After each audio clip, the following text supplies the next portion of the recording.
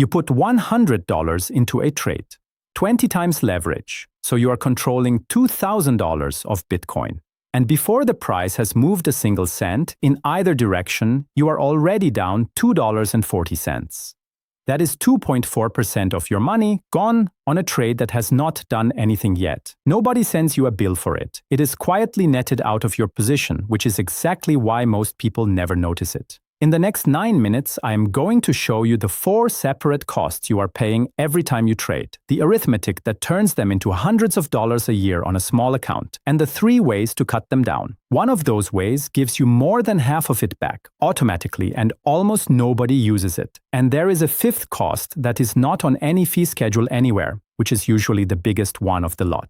Let's start with the 2 you can actually look up. Cost 1 and cost 2 are the trading fee, and it comes in 2 flavors. If you place a market order, you are taking liquidity that is already sitting on the order book, so you are a taker and you pay the higher rate. If you place a limit order that sits on the book and waits for someone else to hit it, you are providing liquidity, you are a maker, and you pay a lower rate.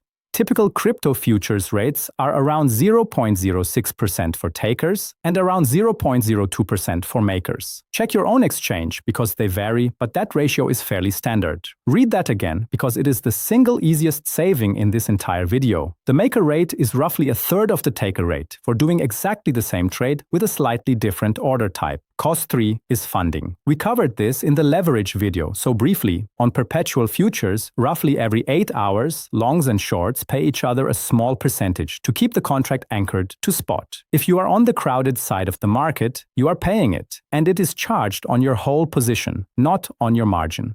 Cost 4 is withdrawal fees. When you move crypto off the exchange, you pay a network fee, and some exchanges pad it. That one is small unless you move funds often, in which case it stops being small. And here is the 5th one, the one that is not on any fee schedule, because it is not technically a fee. It is the spread. At any moment, there is a highest price someone will buy at, and a lowest price someone will sell at, and there is always a gap between them. When you market buy, you pay the higher one. When you market sell, you get the lower one.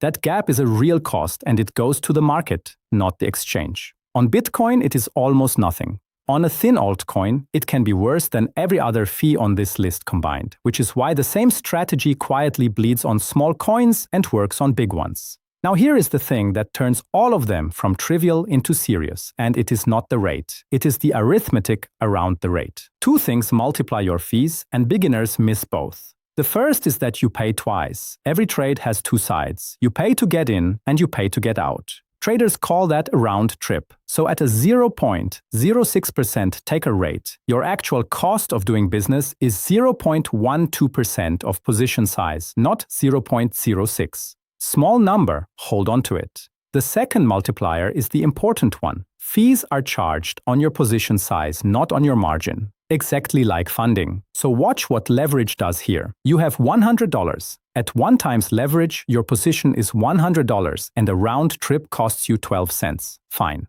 At 5 times, your position is $500 and the round trip costs 60 cents. At 20 times, your position is $2,000 and that same round trip now costs $2.40. Your money did not change. Your fee went up 20-fold. Because leverage does not just multiply your profit and your risk, it multiplies your costs too, and it does that with total certainty, whether the trade wins or loses. So on that 20 times position, price has to move 0.12% in your favor before you are even level. That does not sound like much, and on one trade, it is not. The problem is that nobody makes one trade. Let me put a realistic trader in front of you. $1,000 account. Not reckless, using 5 times leverage, so a $5,000 position. And they take 3 round trips a week, which for anyone actively trading is a quiet week, not a busy one. $5,000 at 0.12% is $6 per round trip. 3 of those is $18 a week. Multiply by 52 weeks. And that trader pays $936 in trading fees in 1 year. Their account is $1,000. They have paid 94% of their entire account in fees in a single year without a single one of those trades necessarily being wrong. Let me give you the conservative version too, because I do not want to stretch this. Drop to 3 times leverage and only 2 round trips a week.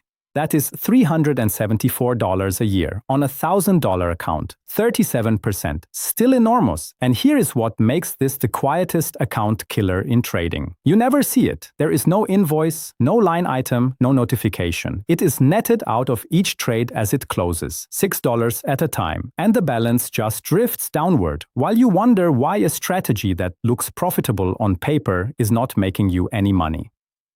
Now, the 3 ways to fix it. Quick check. You have $100 of margin on 10 times leverage, and the taker fee is 0.06%. What does one round trip cost you? 5 seconds.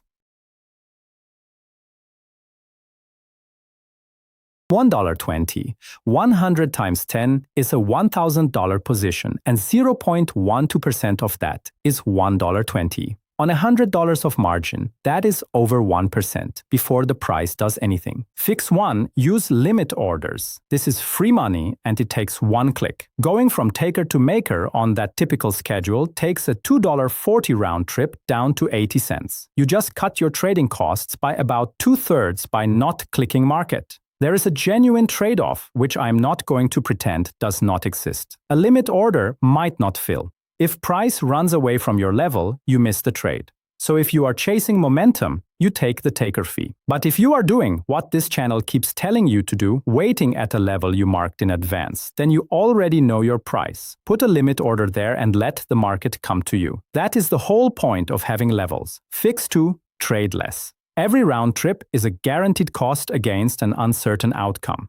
If you cut from 3 trades a week to 1, you have cut your fee bill by 2/3, and the trades you cut are almost always the weakest ones on your list. The fee schedule is quietly enforcing the discipline you should have anyway. Fix 3, and this is the one almost nobody uses. Get some of it back.